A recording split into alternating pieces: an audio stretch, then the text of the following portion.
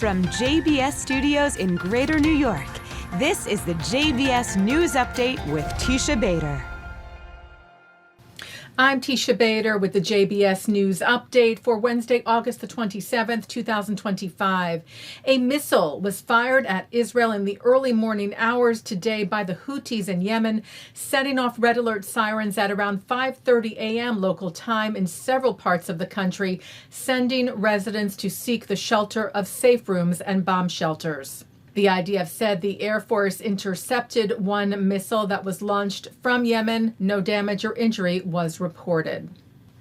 The IDF continues its operations in Gaza, destroying terror infrastructure and eliminating terrorists, including, it said today, the head of Hamas's general security apparatus for the West Gaza area, a central figure in the general security mechanism and a significant source of knowledge in the terror organization.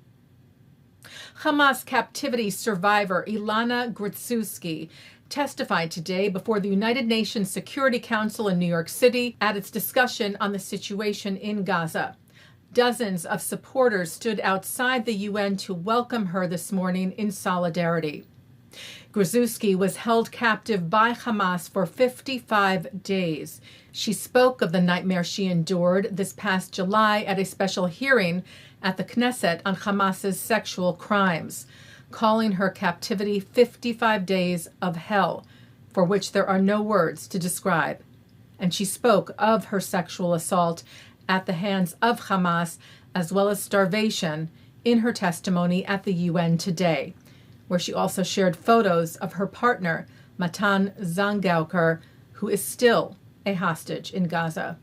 Israel's ambassador to the UN, Dani Danon, who greeted Grudzuski today, said Ilana's moving testimony about her captivity before the Security Council is a chilling account that must not be ignored.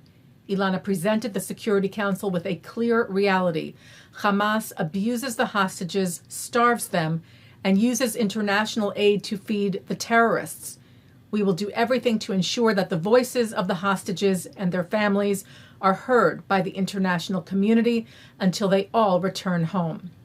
The 50 hostages still being held by terror group Hamas and other Palestinian terror groups in Gaza have now been captive for 691 days.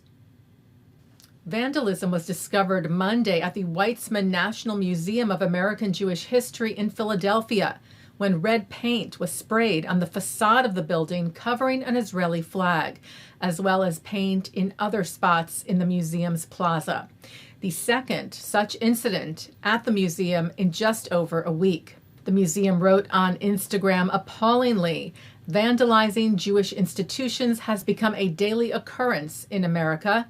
Unfortunately, the Weizmann has become part of that statistic, vowing we will not be deterred from continuing to fulfill our mission. The museum also noted that ahead of the 2-year commemoration of October the 7th, we will be expediting our planned swapping of the flag with a large-scale sign calling for the release of the hostages still in captivity after this unimaginable time. The Anti-Defamation League's office in Philadelphia said it was saddened and outraged by the repeated vandalism. An attack on the Weizmann is not only an attack on the Jewish community, but also on the values of education, inclusion, and cultural understanding that strengthen our society. Local police are investigating. And the ADL reported that several swastikas were spray painted across Bournemouth, England over this past weekend, including on the house of its local rabbi. The Jewish Chronicle cited Rabbi Ben-Zion Alperowitz, saying that while the incident was upsetting and alarming, we will continue, he said, to live as proud Jews here in Bournemouth. I want to encourage everyone to do exactly the same. Be proud of who you are, be proud to be Jewish, and never allow these forces of darkness and forces of evil to instill fear into our hearts. Local police are investigating there as well.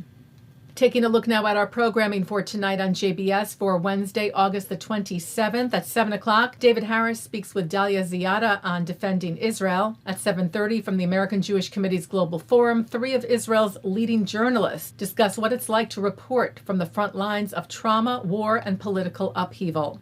At 8 on the ISGAP Hour, David Harris speaks with educator Dyanne Martin and interfaith scholar Rick Sopher.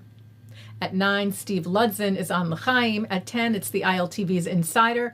At 10:30, an encore of the news. And coming up next, it's Thinking Out Loud. And that's the JBS News Update for Wednesday, August the 27th, 2025. I'm Teisha Bader. Am Yisrael Chai.